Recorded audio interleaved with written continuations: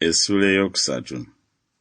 Kale obanga mwazuukirira wamu ne Kristo, munonyenga ebiri waggulu, Kristo gy'ali ng'atudde ku mukono ogwa ddyo ogwa Katonda. Mulowoozenga ebiri waggulu so si ebiri ku nsi, kubanga mwafa n'obulamu bwammwe bukwekeddwa wamu ne Kristo mu Katonda. Kristo obulamu bwaffe bw'alirabisibwa, era nammwe ne mulyoka mulabisibwa wamu naye mu kitiibwa.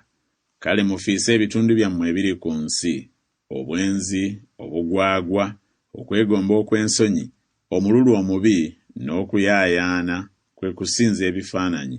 Olw'ebyo obusungu bwa Katonda bujja ku baana abatawulira, era nammwe mu ebyo mwe mwatambuliranga edda bwe mwali abalamu mu byo.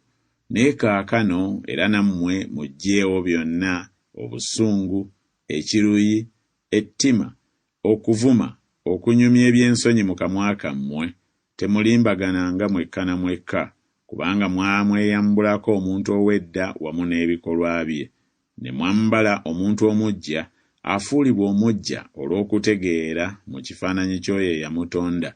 Awo tewayinza kubeerawo Muyonaani n'Omuyudaaya, okukomolwa n'obutakomolwa, munnaggwanga, omusukusi, omuddu, ow'eddembe, ne Kristo bye bintu byonna ne mu byonna.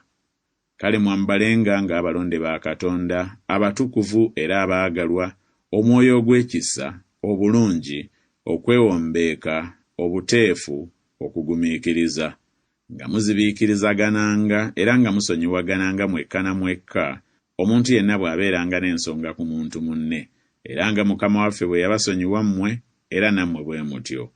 Ku ebyo byonna era mwambale okwagalana, kye kintu ekinyweza okutuukirira. Era emirembe gya Katonda giramulenga mu mitima gyammwe, era gye mwayitirwa mu mubiri ogumu, era mubeerenga n'okwebaza.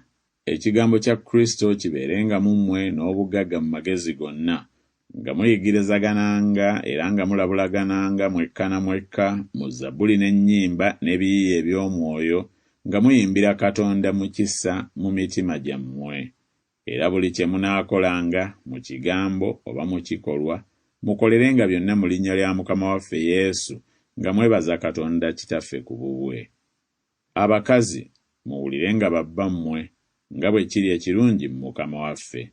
Abasajja, mwagalenga bakazi bammwe, so temubakwatirwanga bukambwe.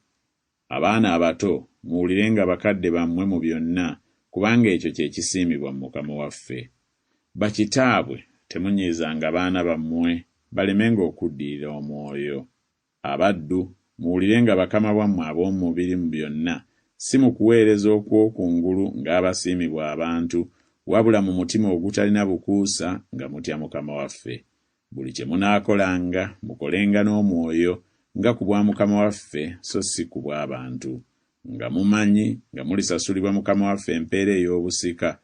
Muli baddu ba Mukama waffe Kristo, kubanga ayonoona aliweebwa nate nga bwe yayonoona, so si wali kusosola mu bantu.